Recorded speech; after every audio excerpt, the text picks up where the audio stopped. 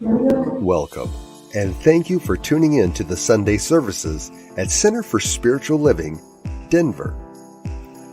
We are a loving and prospering community in the heart of Denver and online. We now conduct hybrid services at the historic Grant Avenue Community Center and Sacred Place, located at 216 South Grant Street, Denver, Colorado.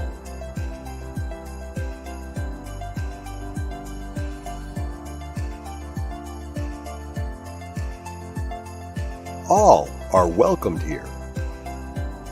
A place, space, and face of love. We are a spiritual community practicing universal principles that enrich our lives.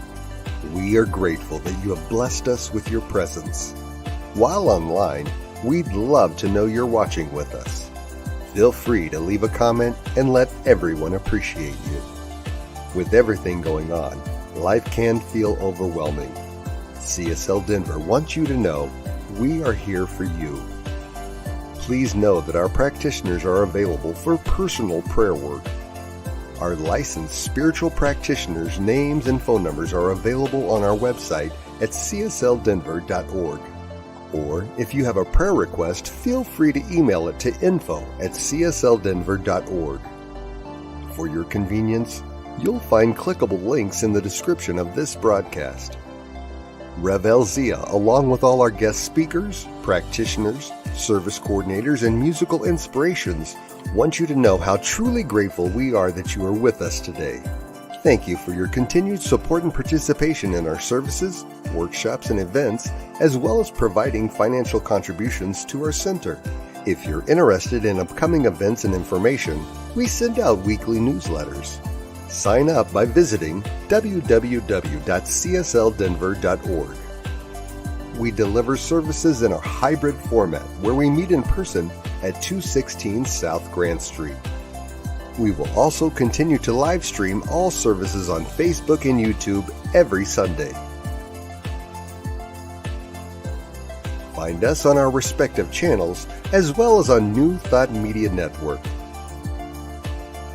Again, thank you for your precious attention. Now prepare for engaging enlightenment.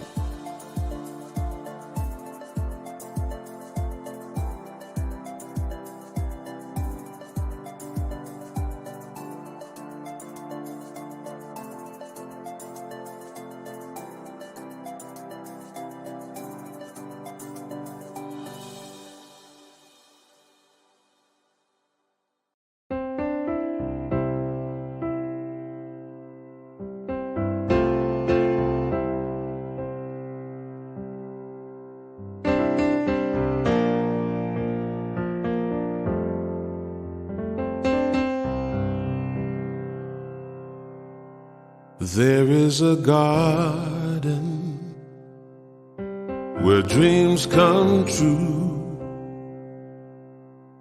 a beautiful garden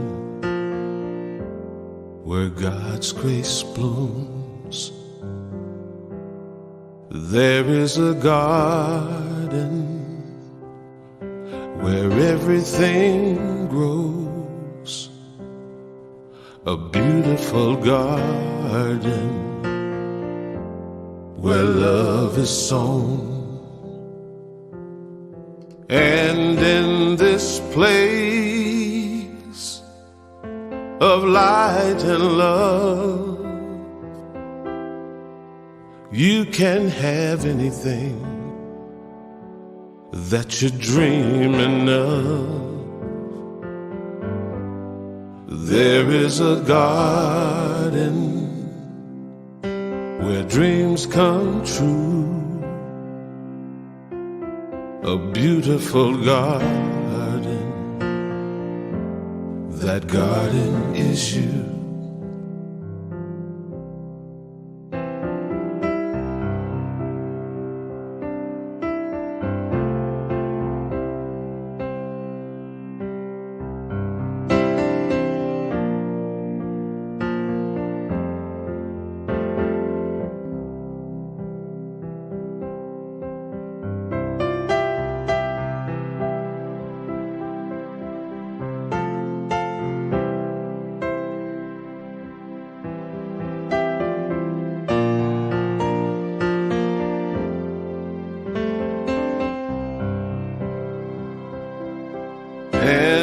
in this place of light and love. You can't have anything that you're dreaming of. There is a garden where dreams come true, a beautiful garden. That garden is you. Such a beautiful garden. That garden is you.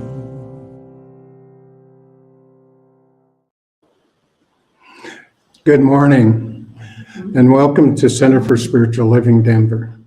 My name's Tim Hancock. I'm the practitioner here today, along with Reverend Mark and the music of Susan Clark. I invite you to close your eyes for the invocation. And as we move into and connect with the divine, we absolutely know that its presence is in, through, and around all of its creation. In, through, and around all of its love and joy and compassion and prosperity. And we know that we are also love, joy, compassion, prosperity, and all that is good with God. And as we move into this service, we are absolutely grateful knowing the service is blessed with the words of Reverend Mark, with my reading, with the technology of Bill and Paul, and with all of the volunteer setup and everything that goes behind the scenes. We know today is blessed. This beautiful fall day is blessed, and we are the blessings within it. I am absolutely grateful for all there is. And so it is. And our reading today is about love. That's our theme of the month.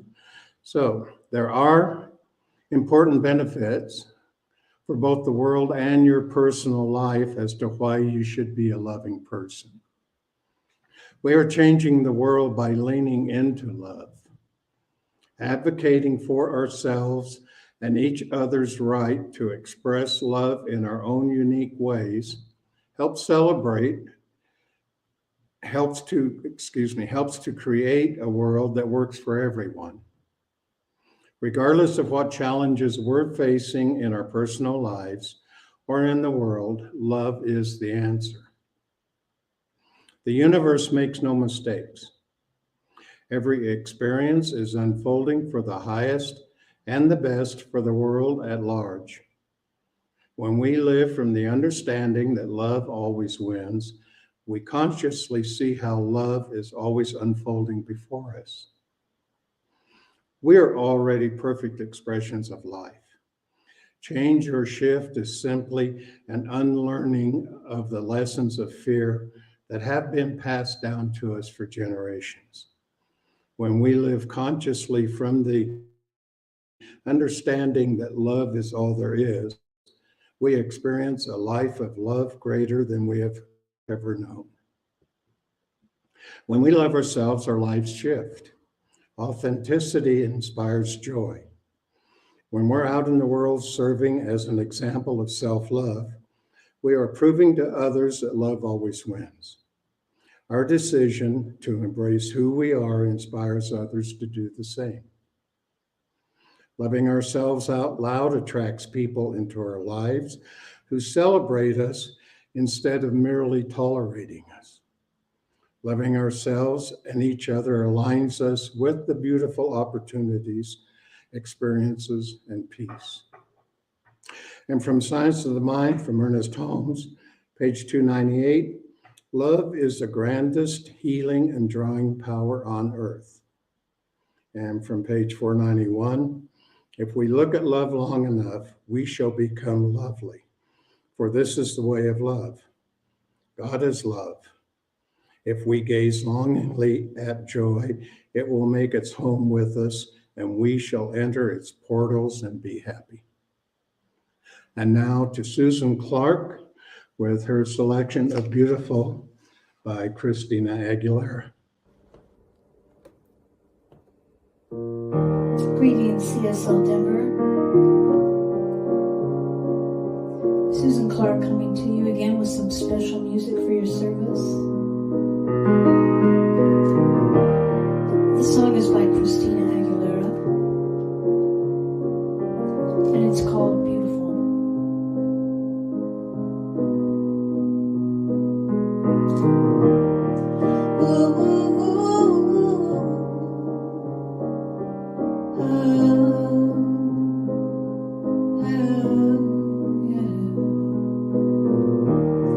Every day is so wonderful, then suddenly it's hard to breathe. Now and then I get insecure from all the pain. I'm so ashamed. I am beautiful no matter what they say. Words can't bring me down, no, no. I am beautiful in every single way. Yes, words don't bring me down, oh no. So don't you bring me down today.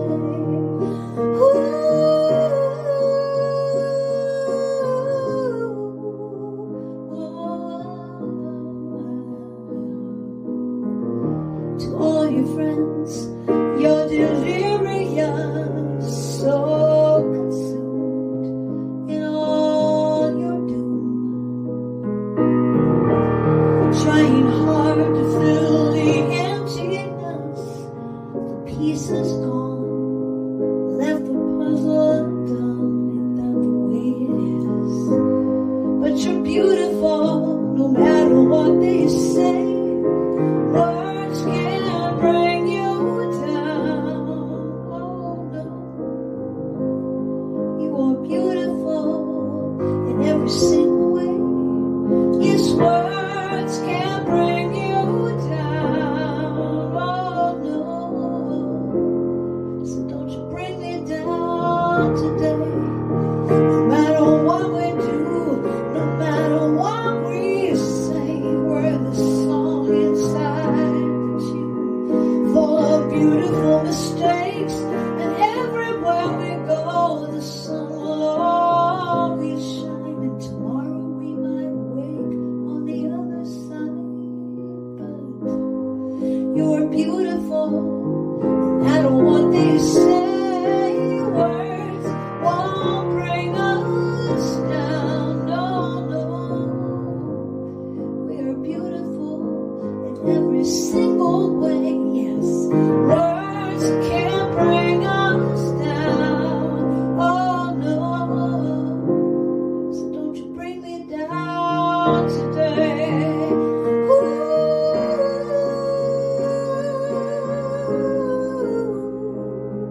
Oh no, don't you bring me down today. Don't you bring me down, don't you bring me down today.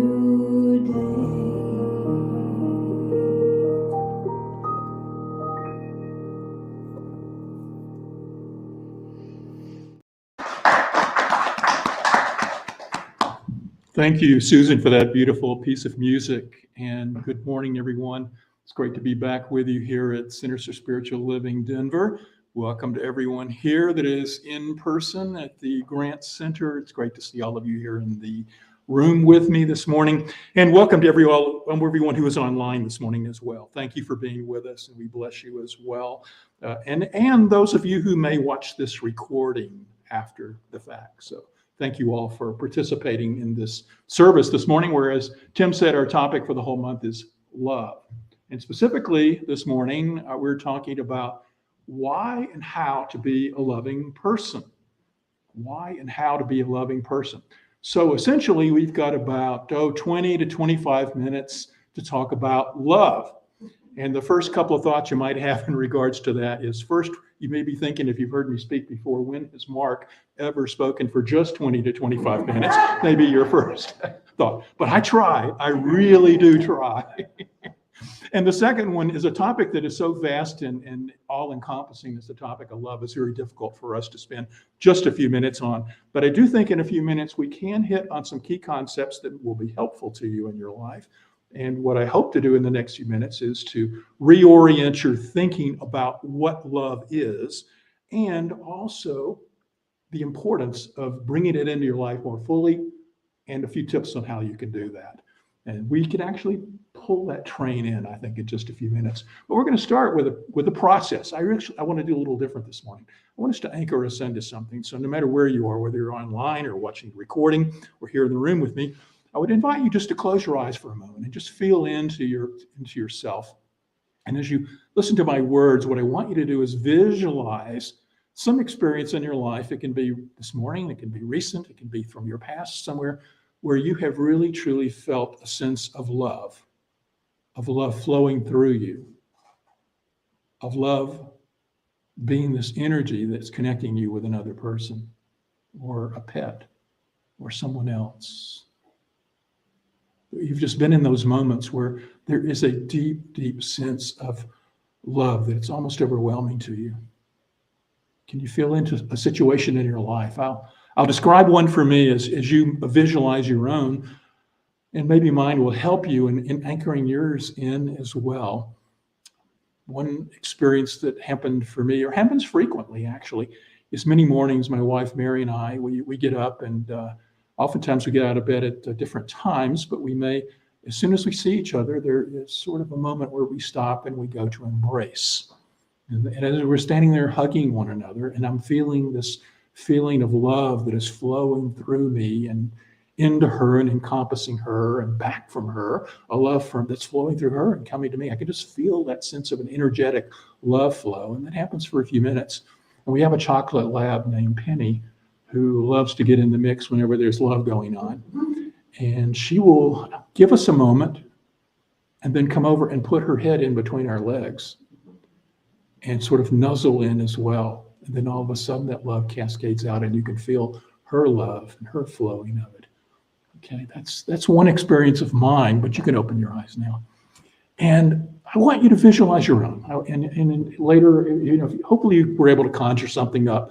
But what I want you to anchor into your awareness in this moment is that sense of the feeling that you get in that moment when you're connecting and you feel love flowing through you.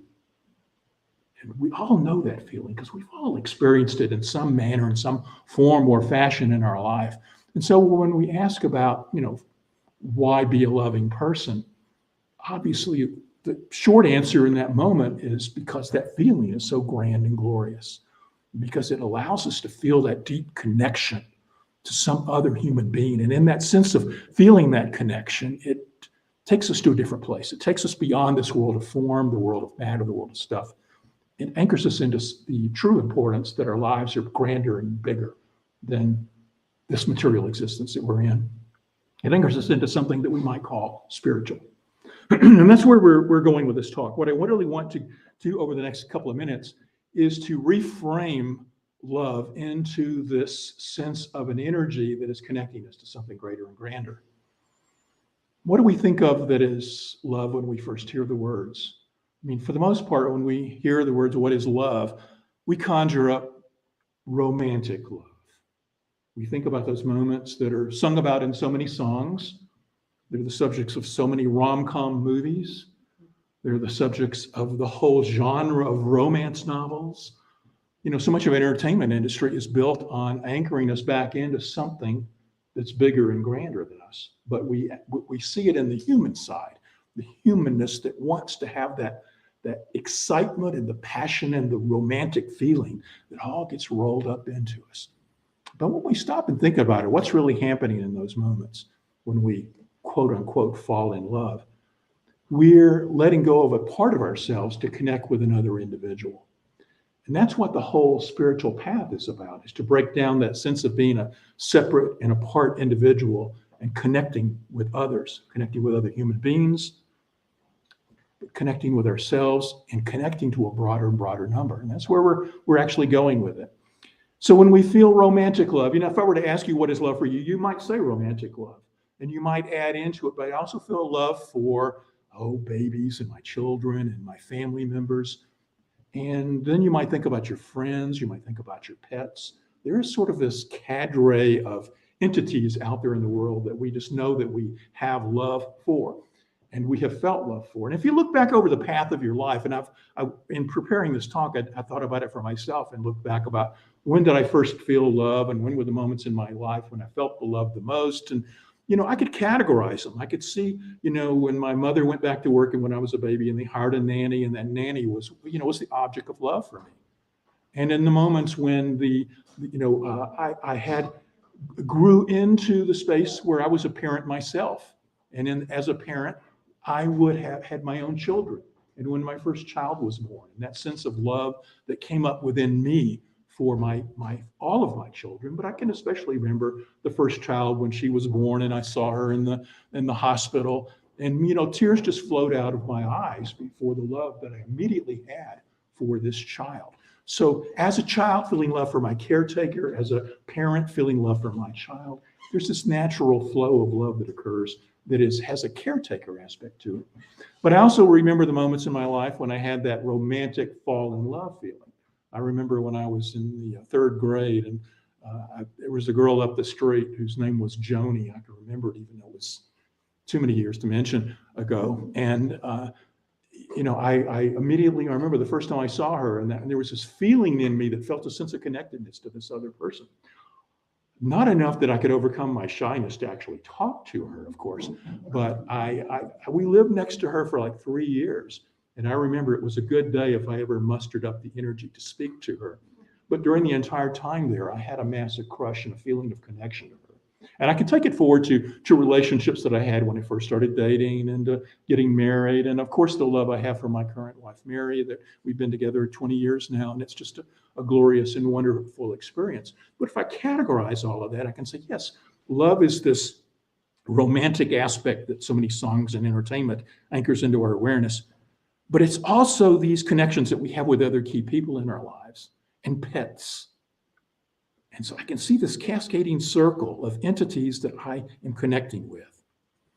And if we stop and analyze it, which we like to analyze stuff, scientists will say that, well, there's a natural reason why we have this feeling of love come up in us. Love serves the role on the romantic side for us to feel a key person that we want to mate with so we can propagate the species.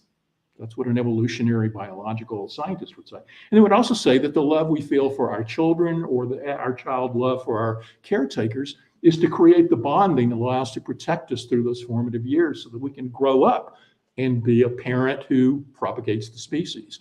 And so much of love is about connecting us. And then when we connect with others, the bigger and the heavier the strength the bond is in our communities serves to forge a protective circle. You could think of bands and tribes of people getting together and how they could protect themselves better, and then through that protection grow older and propagate the species.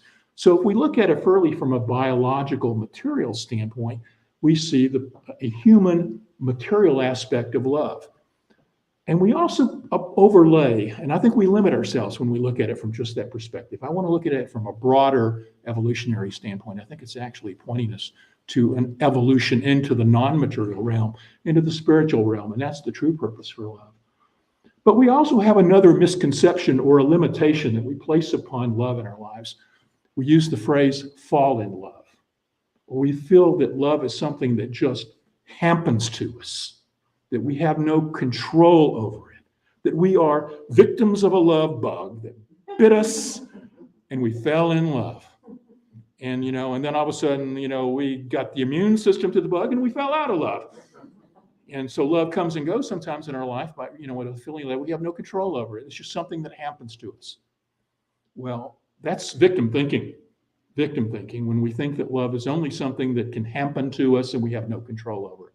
So what I want you to do this morning is to broaden your perspective of love, to see it less as simply about biological evolution, and it's about spiritual evolution. I'll talk on that in just a second. And I want you to see it that you're not a victim to love, but that you are a co-creator with the divine to bring more love into your life, that you have the power to expand love in your life and on the planet. And in fact, by so doing, it supports the spiritual evolution that we're all called to. So, what do I mean by the spiritual evolution aspects of love? To get to that concept, I have to talk about something that I often bring up in every one of my talks here with CSL Denver, and that's the fact, as Teilhard de Chardin so famously spoke about, that we are spiritual beings that are essence, spiritual beings who are having a material life experience. So anchor that into your moment, into your awareness for a moment. That although most of the time we seem to be focused on the world of form and matter in our physical lives and the things that are going on here, and we talk about love from a biological standpoint, that truly we're at another end of a spectrum where on the other end, everything is one and everything is spirit. All is God, all is one, which is what we teach in Science of Mind, is that there is this vast oneness. And in fact, the spiritual journey is simply a movement along a continuum from being anchored in the world of form and separation and seeing ourselves as separate and apart from one another, to being anchored in our awareness that we're all one and that we live in a universe of vast oneness. And the more that we can move along that scale to sense know the oneness and the deepness of our life, that is true enlightenment. It can come at a flash on the meditation cushion where you feel the oneness, but for most of us, it's incremental over time as we move up the scale to more and more an awareness. Love, in the sense of care and concern for something outside us, is moving us up from the lower ends of the spectrum. It has an evolutionary force purpose to direct us out of being only caring about ourselves, to first be caring about others, to be caring about more others, to be caring about more others, to eventually our care and concern encompasses all that is. And what moves us into doing that? Love. When I can begin by a sense of love for myself, I'm anchored into an awareness that myself as an individual, as Mark, is worthy, whole, and complete. When I can see that in love and authentically care about myself, not in an egotistical, narcissistic way. Let me be very clear. This isn't about saying I'm better than you or anything like that. It's simply me recognizing my value by the very nature that I was born on this planet and that I am a spiritual being. I have worth and value. And the more I can anchor into that awareness, then I now can come from that space to love someone else, to share the love that I have for myself or another.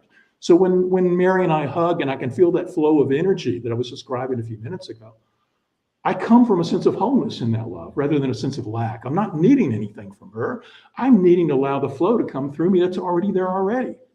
And in the feeling of doing that, all of a sudden I'm connecting with another entity in the manifest universe where we express ourselves as this multiplicity. It's Penny the dog, it's me, it's Mary, it's all of you, whoever is in your life. When we can feel that energetic flow there, and when we can feel it with more and more and more people, then we're moving up the scale to encompass a greater sense of oneness by doing that. And that's the path of our evolutionary spiritual journey, is to remember the truth of who we are, that we are these spiritual beings born from wholeness and born from oneness.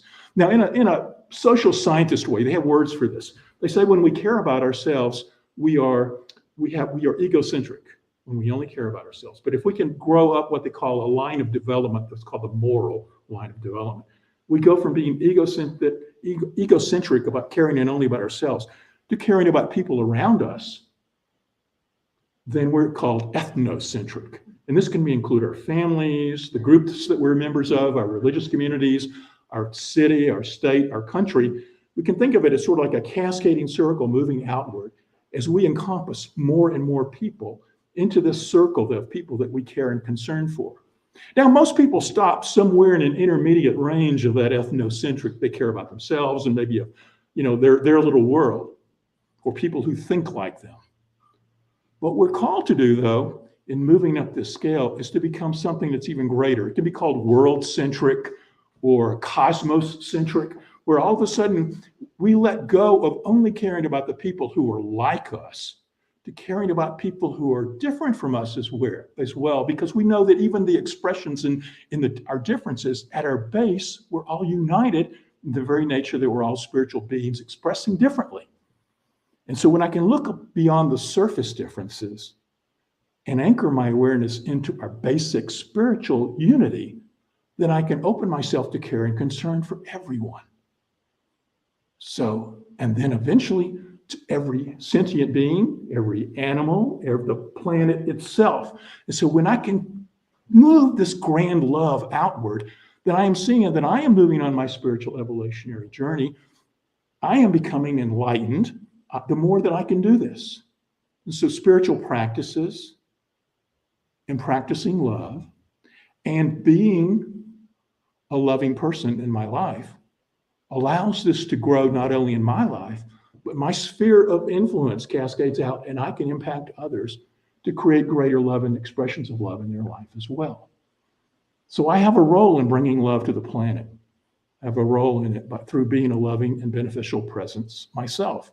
And so do each and every one of you. Everyone out here listening to these words, if you anchor back to that feeling of love that you had that I described at the very beginning of this talk, was to recognize, oh, that feels so good.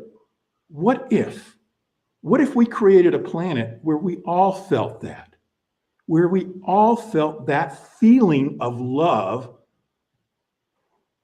all the time? What would the world be like? Would it break down the war and into war? Would it break down divisiveness? Would it break down the political struggles that we see going on in our country?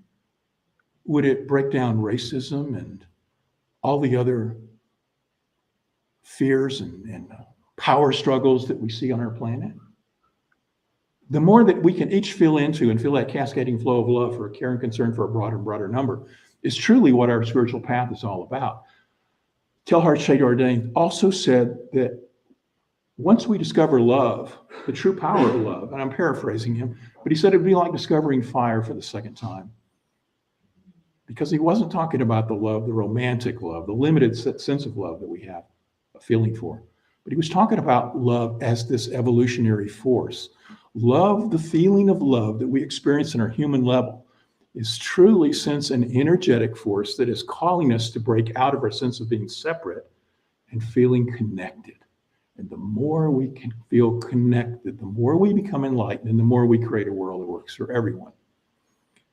So I want you to rephrase your sense of love today to see it not as romance only, not as familial love only, not as love for our pets and our friends, not only even the agape love, which is the love of spirit and spirit's love for me, but to broaden it to encompass all of that love. That love, as it expresses itself in your life, is all of it. And it is serving a purpose for your spiritual growth. So the more that you can be a beneficial, loving presence is serving your spiritual growth and spurring the spiritual growth of our planet and creating that world that we all know we want. And the second point, so let's shift our thinking about, is it an evolutionary force? Yes, but not simply on the biological material side. It's a spiritual evolutionary force that's driving our whole spiritual remembrance of our truth. But the second misconception I remember I mentioned ago was that we think that love is something that happens to us. But we are co-creators of love. That feeling that comes and cascades through us, we don't have to wait for it to happen. We can create it whenever we want to. We can manifest the flow of love in our life. In fact, many times you've probably done this, that you have had an experience where something, and you just felt the love. You just felt the love for someone. And it could be watching a TV show. It can be watching the news or driving by a car wreck and just sending that person love in this moment. Sending anyone who's in the middle of a challenge the feeling of love. Sending anyone who is in an argument the feeling of love. You know, we can be love in our lives. we can be love. So we can intellectualize, and we can feel what a world it would be if we all felt that divine flow of love in us all the time. Okay. And then we come back to the reality of material life, and we forget that for a few minutes. What I'm calling you to do is to find some techniques and areas in your life where you can bring that feeling of love more fully in more moments. Now, to that end, I sat down this week and I thought, I'm not going to have enough time to give you all the ideas that probably were flowing through me about how you can specifically bring more love into your life. So I created a blog on my website. I sat down and it just flowed through me the other day. And first off, my website's consciousbridge.com. Conscious Bridge, it's on the screen there for those of you who are watching. And on that website, if you go there, the latest blog that just came out this morning is called 25 Tips for Creating More Love in Your Life. I think that's something like that. Whatever the actual title is going to be on there. 25 Tips to Bring More Love to Your Life. Thank you. It was pretty close. I told him to put that up, and that's the title of the blog. And it was simply 25 quick hit tips. Like, consider this, consider this, consider this, consider this. I don't have time to go through them all, but I do want to share a few broad strokes from that article. And I would encourage everybody who's watching or in the room here to go to consciousbridge.com later and just read through it and just see if it gives you any ideas about how you can bring this concept of love more fully into your life. But the first thing I would invite you to do is to consider a broader idea of love, like we've been talking about this morning, to see love as an energy that you can control and bring more fully into your life. And then to consciously set an intention to bring that flow into more and more of moments in the events of your life. In that, probably one of the biggest things you can do, because it's easy. It's easy for me to look at Mary or Penny or anybody that I'm close to and feel love for them. The harder thing is when I'm challenged by somebody. In those moments when somebody is throwing differences in my face, I sort of my humanness wants to throw differences right back at them and keep the divisiveness going. But that's not truly serving love, and that's not the most loving thing I can do. So one thing is to stop and say, in this moment, what's the most loving thing I can do? What does love want? It's a common question you often hear. What would love do? Ask yourself some question. Have a little quick question about what's the best response. What's the most loving response in this moment? And have in your little toolbox of mental things you can pull out in a moment's notice. The other day, I went to the library to get a book they had on hold for me, and I'm going in. There was some guy standing out in his car, and I think he must have been on drugs or something, to be honest. But he was, he saw me go by, and he hurled some insult at me. No, I thought, that's interesting. I just went on by. And then on the way back, he decided he was going to hurl about 14 insults at me. And, and of course, your hairs get up, your conditioning gets up, and you want to say, and you want to, throw it back at them. And but I very quickly, I'm like, okay, this guy's in a challenge. If I were in his shoes, if I was living his life, I might be acting like he's acting. How can I, and this is the key point, the key suggestion I want to give you all, is how in those moments of challenge can you take the perspective of the other person? How can you? Because truly, if we're all God and we're all part of this vast oneness, then even the person hurling the insults at me is God and part of the oneness as well. The people who are on TV or spouting political opinions differ from you, and you get angry about what they're saying. The people who are on social media and making social media posts that are less than loving, that get you angry. Anytime you're feeling an emotional response that is less than the highest and is not loving, stop in those moments and let that feeling, that emotion, be a reminder that you can change it. That you have the ability, you have what we call the response ability. You have the response ability to choose your response in those moments. And a lot of those 25 tips that are in that website are all about looking at those moments to take the perspective of the other person, so that you can open your heart to them. It's not to say I've got to agree with them. It's not to say that I have to empower them in incorrect choices they may be making in the moment. But it's to take the most loving response in that moment, which in some cases, it's not saying anything and it's walking away, which is what I did with the guy at the library. I sent him love in my mind, but I didn't say anything to him because I knew that was the best response in the moment. But we all can choose how we're going to respond. And when we do that, we create more love in our lives. And we create more love on the planet. We all have the ability to do this. We all have the responsibility to be a loving and kind person. So I know for each and every one of us today, we're going to take that step, no matter where you are, whether you're online, watching the recording, you're here in the room. I know that anybody that is touched by this can be touched by our love, that we can be a force for love and good, and we can allow that love and good to cascade out. Share these words. Share your own perspective on love with other people. Share what works for you. Go to the website and get more tips if you want, and then find other tips beyond that and share them with other people. Think back to that feeling earlier in this talk about that feeling of love flowing through you. And imagine that flowing through everyone all the time, where we all sought the best for everyone in all moments, where we all responded in a way of oneness. Just go within for just a moment and just feel into that.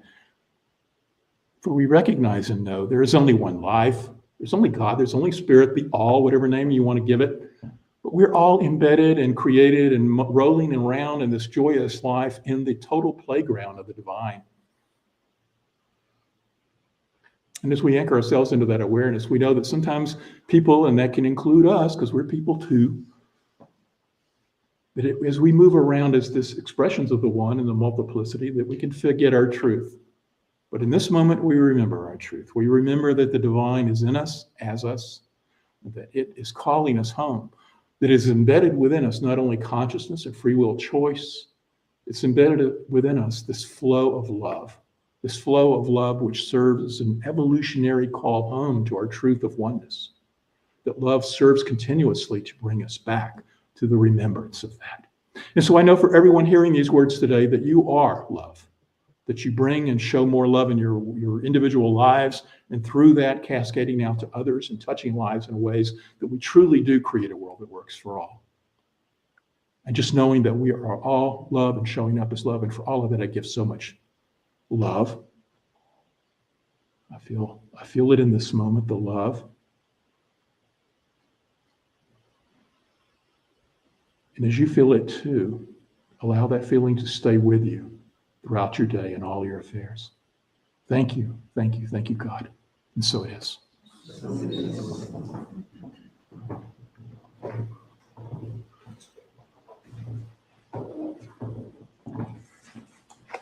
Thank you, Reverend Mark, for those wonderful words. And we are so grateful and blessed for everyone's support of CSL Denver, whether it's, there we are, it's better, whether it's in time, treasure, or talent, and especially during this time of change. Whether this is your first time joining us or you are a returning community participant, we want to thank you for your continuing financial support of the important work we're striving to provide. Right now, there are several ways you can make your financial contributions to Center for Spiritual Living Denver. The information will be running along the bottom of the screen. And please note that we have a new text to give phone number if you're choosing to donate that way. That number is 616-441-0689. There are other ways that we can also do it, such as you can send your check or money order to our post office box 300416, Denver, Colorado 80203, or you can log on to our website, csldenver.org, and hit the donate button. It's on that as well. And now I would like you to take your tithe in your hand, or put your hand over your heart and just simply repeat with me the usual affirmation. This perfect gift is spirit and form, circulating and blessing all that it touches. freely I give, and joyously I receive. And so it is. Thank you. Okay, now we do have a couple upcoming events. We have an upcoming class.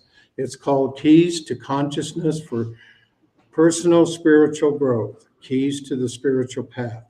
It's going to be on 4 Wednesdays, starting September 27th, October 4th. We do skip a week, and then we resume on October 18th and then the 25th of October. It's 6 to 9 p.m., and it's here at the historic Grant Avenue building, 216 South Grant Street, Denver. It's a minimum of 10%, 10 participants, the maximum of 12, and it's $50 per person. The instructor is Reverend Alzia, and this is an in-person class only. It's not going to be live streamed. This class explores the journey of spiritual development and introduces mysticism as a personal commitment to spiritual growth through direct experiences of the infinite reality. Participants will develop a deeper understanding of the unity inherent in religious ideas and universal principles. So send an email to info@csldenver.org to let us know if you're interested in signing up for the class, and you will receive information to sign up. As we've been announcing, there is a new book titled Ernest Holmes at Asilomar, Lectures and Classes from the 1950s, that was actually compiled by Reverend Mark for Science of Mind Archives and Library Foundations. You can go to the Centers for Spiritual Living Denver Facebook page, click on the link provided, and you can purchase either the paperback or the ebook. The book's available also on Amazon or shopcsl.org. If you were able to enjoy Jessie Powers in our July guest musician, she's now going to be in Denver live and in person on Saturday, September 30th. Jessie and Patricia will be having a Raising Vibration House concert at a private residence in Arvada. Doors open at 6 p.m. for optional potluck dinner, drinks, snacks, and mingle, and the concert starts at 7 p.m. You can RSVP by going to info@ntmedia.org to receive the address. This is a donation-based concert. Please come and enjoy the music, food, and drink. And the suggested love offering is $20, more or less, depending on your whims. We have older Science of Mind magazines for those in the room right over here on the table, on the fellowship table. And starting this month, Science of Mind magazine's going bi-monthly. So the 2 months, the new magazines are for September and October. However, they're the same price of the $4. And that's right over there as well. And you can give the $4 to me or Alice and take the magazine. If you don't have the $4 and you want to be, and you're going to be here next week, then give us a verbal IOU. We also trust you.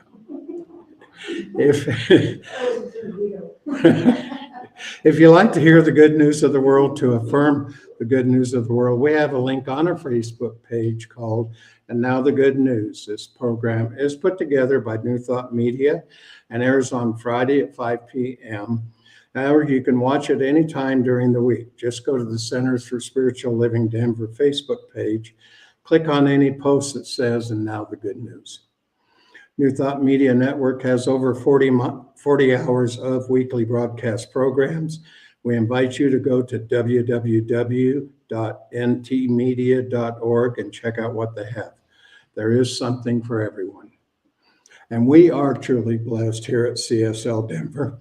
And we are blessed for you who have chosen to support us by showing up on Sundays and watching our services online. We know that as we move through the rest of this year, the Divine Beloved is guiding and loving each and every one of us. Thank you very much for joining us. Now let us close out with Chris Chickering singing A Prayer for Who We Really Are. And those in the room, please join us for fellowship after this. Thank you.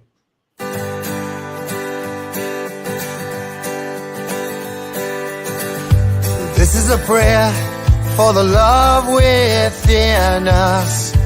This is a prayer to release our hearts. This is a prayer that we carry with us. This is a prayer for who we really are.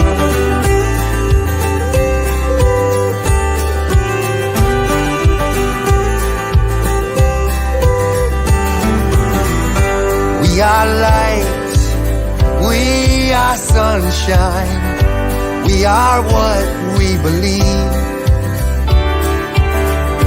We are hope, we are promise of everything that's yet to be. We are bliss, we are laughter, we are flowers in the spring. We are life, ever flowing, and these are the words that we will sing. This is a prayer for the love within us. This is a prayer to release our hearts. This is a prayer that we carry with us. This is a prayer for who we really are.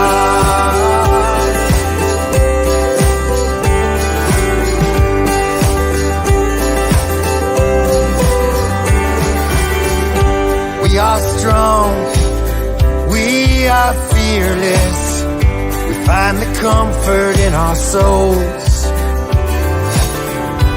We are real, we are open to the destiny that's ours to hold.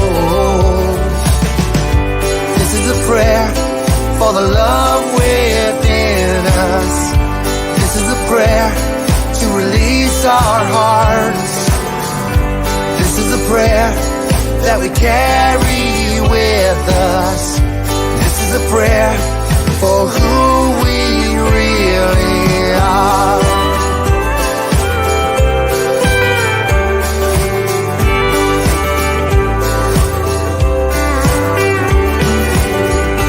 We are here, we are present in every moment that we breathe.